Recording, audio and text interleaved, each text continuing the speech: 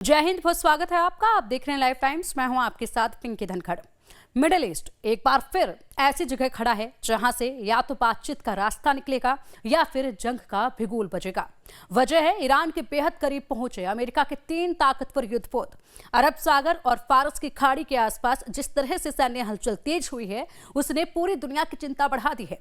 सवाल यही है कि क्या यह सिर्फ ताकत दिखाने की रणनीति है या फिर मिडिल ईस्ट एक और बड़े युद्ध की ओर बढ़ रहा है। अमेरिका ने हाल ही के दिनों में अपने सबसे शक्तिशाली नेवल फ्लीट में से एक को ईरान के नजदीक समुद्री इलाके में तैनात कर दिया है। इन युद्धपोतों के साथ आधुनिक मिसाइल सिस्टम, फाइटर जेट्स और एयर डिफेंस तकनीक मौजूद है। अमेरिका का कहना है कि यह कदम क्षेत्र में स्थिरता बनाए रखने और अपने हितों की रक्षा के लिए उठाया गया है, लेकिन ईरान इसे सीधे सीधे धमकी के तौर पर देख रहा है। ईरानी मीडिया और सरकारी बयान लगातार यह इशारा कर रहे हैं कि अमेरिका जानबूझकर दबाव बढ़ा रहा है। दरअसल इस तनाव की जड़ें कुछ हफ्ते पहले शुरू हुई घटनाओं से जुड़ी हुई हैं।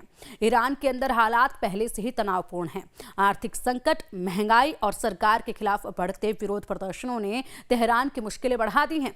अमेरिका और उसके सहयोगी देशों का आरोप है कि ईरान न सिर्फ अपने नागरिकों पर सख्ती कर रहा है, बल्कि पूरे मिडिल ईस्ट में अपने समर्थित गुटों के जरिए अस्थिरता फैला रहा है। वहीं ईरान का कहना है कि अमेरिका झूठे आरोप लगाकर उसके खिलाफ माहौल बना रहा है। इस पूरे तनाव को और खतरनाक बनाता है क्षेत्र के दूसरे देशों की भूमिका।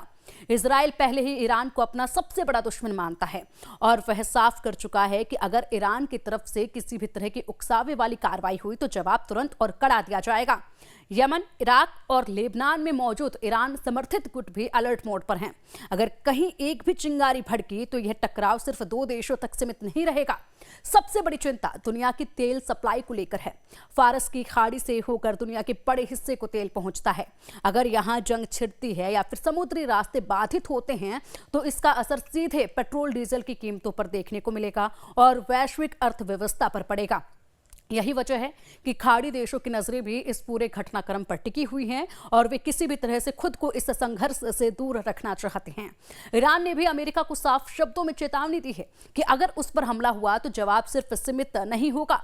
ईरानी नेतृत्व का कहना है कि उनके पास ऐसे हथियार और रणनीति है जो दुश्मन को भारी नुकसान पहुंचा सकती है। खासतौर पर ड्रोन और मिसाइल तकनीक को लेकर ईरान बार बार अपनी ताकत दिखा चुका है। दूसरी तरफ अमेरिका यह संदेश देना चाहता है कि वह किसी भी स्थिति से निपटने के लिए पूरी तरह तैयार है। इस पूरे घटनाक्रम में आम लोगों के मन में डर भी है और सवाल भी है, क्या दुनिया एक बार फिर ऐसे युद्ध की ओर बढ़ रही है जिसका असर हर देश पर पड़ेगा, या फिर आखिरी वक्त पर कूटनीति काम कर जाएगी और हालात संभल जाएंगे। फिलहाल इतना तय है कि मिडिल ईस्ट के हालात बेहद नाजुक हैं और यहां लिया गया हर फैसला इतिहास का रुख बदल सकता है। अब सभी की निगाहें आने वाले दिनों पर टिकी हैं। क्या अमेरिका और ईरान बातचीत के मेज पर लौटेंगे या फिर जंग की आहट और तेज होगी? जवाब अभी साफ नहीं है, लेकिन इतना जरूर है कि मिडिल ईस्ट की यह तपिश पूरी दुनिया महसूस कर रही है।